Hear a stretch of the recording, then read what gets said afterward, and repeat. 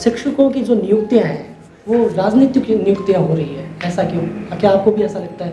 एक शिक्षा मंत्री के नाते आपकी क्या प्राथमिकता रहेगी? खुली शिक्षा परिषद जो कि जयपुर से संचालित होता है, ऐसे में जो निदेशालय के पास में जो नीतिगत निर्णय है वो लेने के तो हक ही नहीं रहे, फैसले नहीं रहे, इसके ऊपर आपका क्या कहना है? पंजीयन कार्यालय है वो भी जयपुर से संचालित हो रहा है, वो यहाँ क्यों नहीं?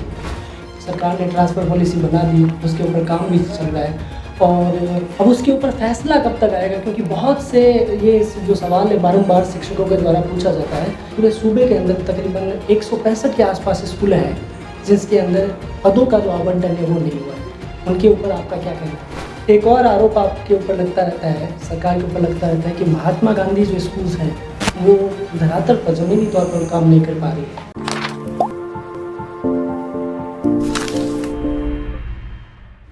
ज़रूरी नहीं कि रोशनी चरागों से हो, कई बार घर शिक्षा से भी रोशन हो जाते हैं। हम घर की नहीं बात कर रहे, हम बात कर रहे हैं पूरे सूबे की। अगर सूबे के हर घर में शिक्षा की अलग जगानी हो तो उसके लिए जिम्मेदार जो मंत्री हैं, शिक्षा मंत्री हैं डॉक्टर बुलाकी दास जी कल्ला, वो आज खबर अपडेट के मेहमान हैं। सर, आपका बहुत बहुत स्वागत है। धन्यवाद। ये बात सही है, सा विद्या या विमुक्त है। विद्या यानी कि शिक्षा व्यक्ति को अंधेरे से प्रकाश की ओर ले जाती है और उसके घर में निश्चित रूप से उजाला करती है।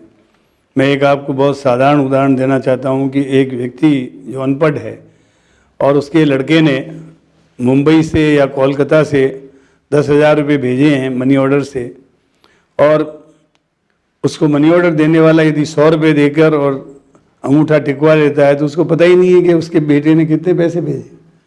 लेकिन वो पढ़ा लिखा होगा तो वो कह देगा भाई 10,000 रुपये भेजे हैं, तू 100 क्यों दे रहा है। मैं कई बार स्कूलों में जाता हूँ तो बच्चों से पूछता हूँ तो बच्चे कहते हैं कि हम बड़े होकर शिक्षक बनेंगे, बड़े होकर डॉक्टर बनेंगे, इंजीनियर बनेंगे, बड़े होकर हम चार्टर्ड अकाउंटेंट बनेंगे, बड़े होकर कलेक्टर बनेंगे। कई बच्चे जो खेलों में रुचि रखते हो कहते हैं हम विराट कोहली बनेंगे, अजहरुद्दीन बनेंगे। हर व्यक्ति बनना चाहता है, लेकिन बना कौन सकता है? केवल शिक्षा ही बनने का माध्यम है। बिना शिक्षा के बुद्धू तो बन सकता है आदमी, लेकिन आदमी नहीं बन सकता, इंसान नहीं बन सकता, अच्छा नागरिक नहीं बन सकता। इसलिए तालीम ही किसी व्यक्ति को बनने का माध्यम बनती है जी।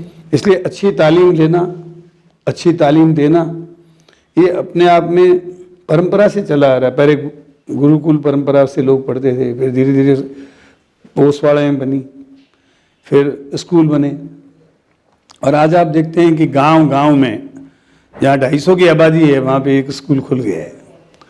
और जहाँ शिक्षा का विस्तार हुआ है उसमें गुणात्मक सुधार भी नियमित रूप से चल रहे हैं। स्कूल में कमरों की कमी को दूर किया जा रहा है, लैब्स की कमी को दूर किया जा रहा है, इक्विपमेंट्स की कमी को दूर किया जा रहा है, सुविधाओं में भी अभिवृद्धि की जा रही है, खेल के मैदानों को उनमें सुधार किया जा रहा है। और गाँव में कई कई जगहों पर जहाँ अच्छी जगह होती है तो वहाँ ओपन एयर थिएटर भी बन रहे हैं।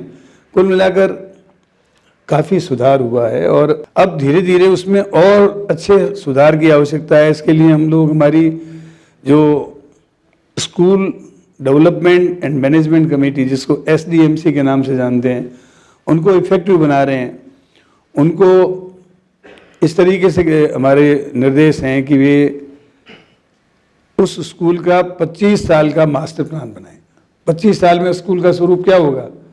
सबसे पहले वहाँ बिजली पानी की कोई दिक्कत है तो सबसे पहले दूर किया जाए, सुविधाओं की कमी को दूर किया जाए, कक्षा कमरों की कमी है तो कक्षा कमरों की कमी को दूर किया जाए, लैब की कमी है तो लैब की कमी को दूर किया जाए, पुस्तकालय में पुस्तकों की कमी है तो उसको पुस्तकालय को सुदृढ़ किया जा रहा है। और एक ऐसा मॉडल स्कूल हर गांव का, हर शहर का बने जिससे लगे कि उसको पढ़ने में आनंद की अनुभूति हो रही है। जॉयफुल एजुकेशन जिसको कहते हैं हम लोग। बच्चा ये नहीं समझे कि मेरे पास बस्ते का बोझ है।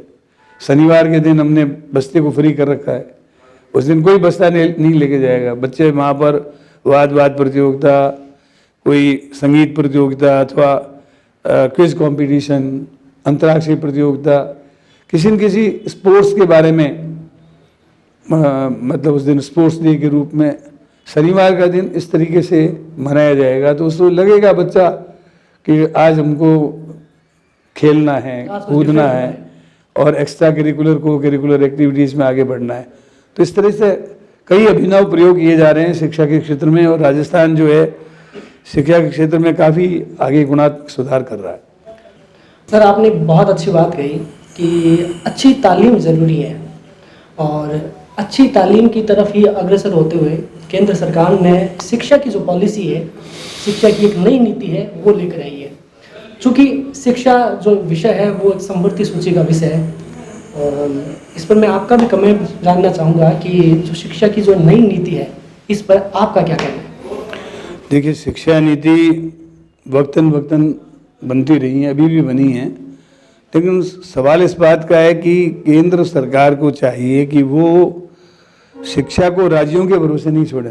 राज्यों की इनकम बहुत कम है, और कोविड के कारण जो इनकम पहले से थी वो भी करीब करीब 40 से 50% कम हो गई है। और केंद्र सरकार जो है नई शिक्षा नीति में अपेक्षाएं तो बहुत रख रही है, लेकिन हमारी जो जीडीपी है उसका और नेशनल इनकम का मात्र 6% पैसा उस पर खर्च कर रही है। ये बहुत कम है। शिक्षा के ऊपर कम से कम 20 से 25% पैसा खर्च होना चाहिए, तब जाके शिक्षा का विकास जो है, जो उनकी अपेक्षाएं हैं उसके अनुसार होगा। और जब केंद्र 6% खर्च करेगा तो राज्यों की स्थिति क्या होगी, आप अंदाज लगा सकते हैं। तो सिद्धांत या नीतियाँ कितना ही कोई बनाते, लेकिन उसके लिए जब तक बजट प्रोविज़न नहीं होगा, जब तक उसके लिए फंडिंग नहीं होगी, वित्तीय प्रावधान नहीं होंगे, तब तक वो केवल कागजी रह जाएंगी। इसलिए मेरा ये कहना है कि भारत सरकार को चाहिए कि वे नेशनल इनकम का और हमारी जीडीपी का कम से कम 25% राशि शिक्षा पे खर्च करेंगे, तब जाके हम अच्छा ह्यूमन रिसोर्स डेवलपमेंट, मानव संसाधन विकसित कर पाएंगे। सर, ये तो हुई केंद्र सरकार की बात। आप एक शिक्षा मंत्री के नाते आपकी क्या प्राथमिकता रहेगी? मेरी प्राथमिकता ये रहेगी कि एक तो कोई भी बच्चा स्कूल जाने से वंचित नहीं रहे। दूसरी प्रायोरिटी ये है कि मान लीजिए कई लोग दूसरी, तीसरी, चौथी, पाँचवीं या छठी के बाद जो ड्रॉप आउट हो जाते हैं, ड्रॉप आउट का परसेंट बिल्कुल 0। सारे बच्चे पढ़ें, 10+2 प्रणाली तक सब लोग पढ़ें। फिर वे जो हायर एजुकेशन में जाना चाहते हैं, जो रिसर्च करना चाहते हैं, जो पढ़ने पढ़ाने का काम करना चाहते हैं, वो तो हायर एजुकेशन में जाएं, और जो उसमें नहीं जाते हैं तो वो कार्यशील जनसंख्या का हिस्सा बने। क्योंकि हमारे यहाँ आज भी मैं देखता हूँ कि किसी की घड़ी खराब हो गई तो अच्छा घड़ी ठीक करने वाला नहीं मिलेगा। दूसरी घड़ी ले लो आप। किसी का स्कूटर खराब हो गया तो अच्छा स्कूटर ठीक करने वाला नहीं है, मोटर मैकेनिक नहीं है, साइकिल का अच्छा मैकेनिक नहीं है।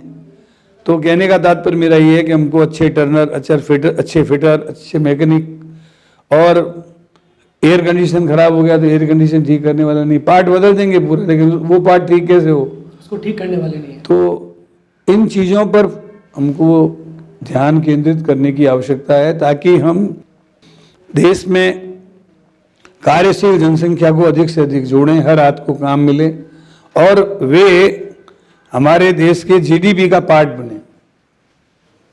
जीडीपी का पार्ट बने। हाँ सर, स्कूली शिक्षा परिषद जो कि जयपुर से संचालित होता है, ऐसे में जो निदेशालय के पास में जो नीतिगत निर्णय है वो लेने के तो हक ही नहीं रहे, फैसले नहीं रहे, इसके ऊपर आपका क्या कहना है?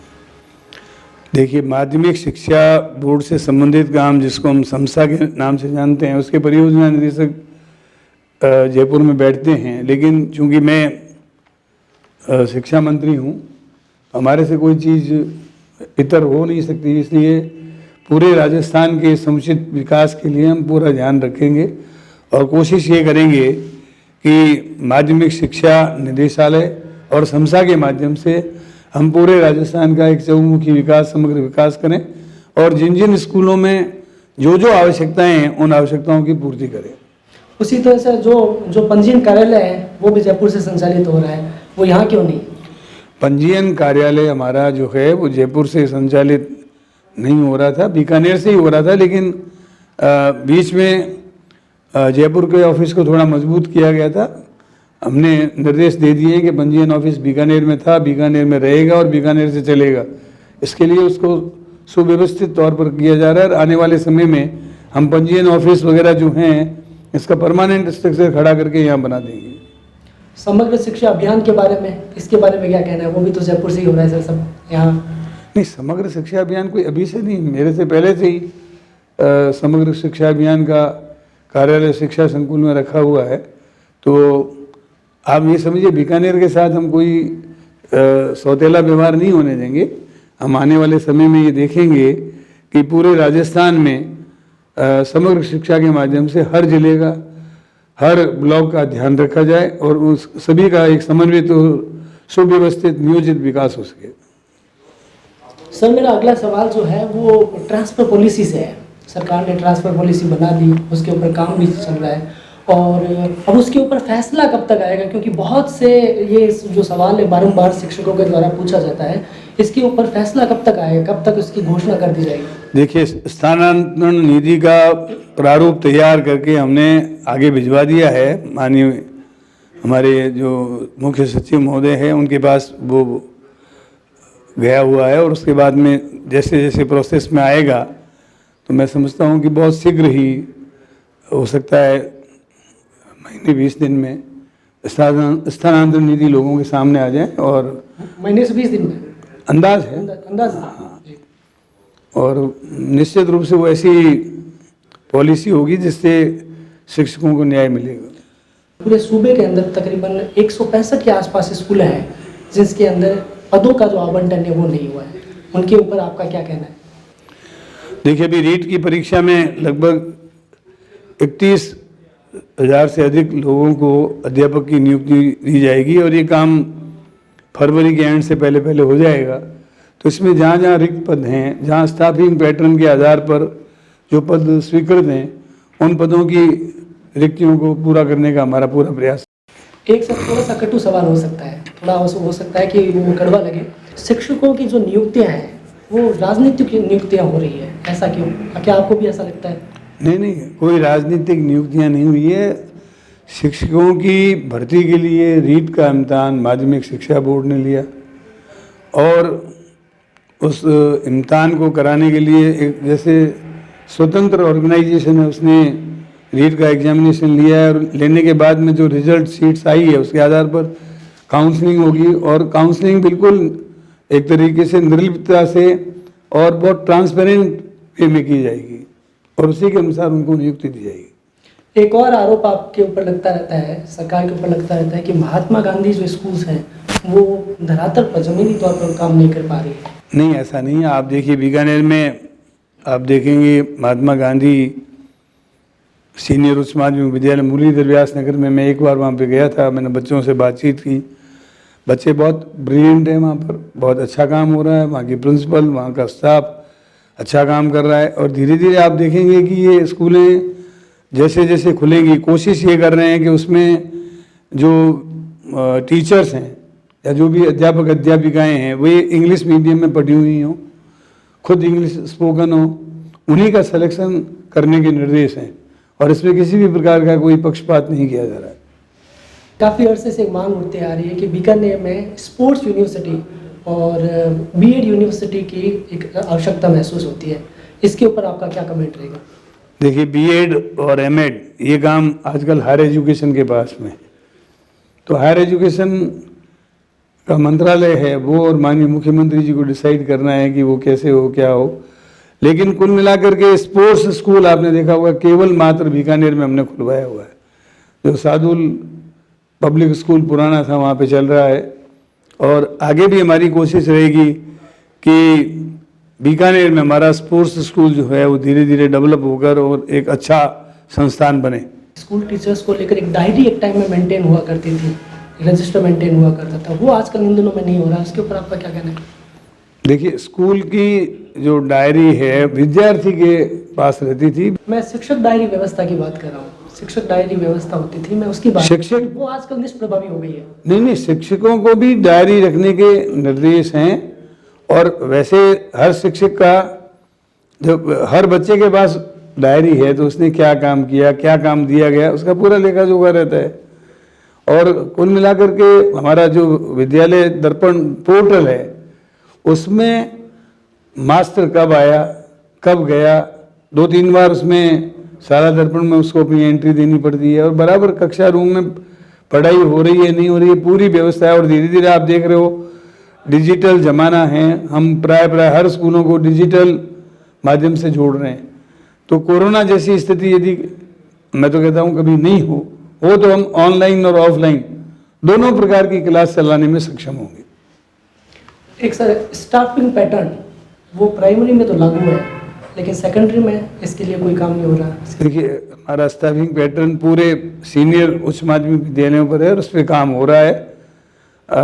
चूँकि नए शिक्षकों की भर्ती प्री प्राइमरी और प्राइमरी लेवल पर होती है, या ये कहना चाहिए कि मिडिल स्कूल तक होती है, तो इसके लिए दिखाई देती है, लेकिन स्टाफिंग पैटर्न पूरे 12वीं तक की कक्षाओं पे निर्धारित किया जाता है, हर श्रेणी का किया जाता है।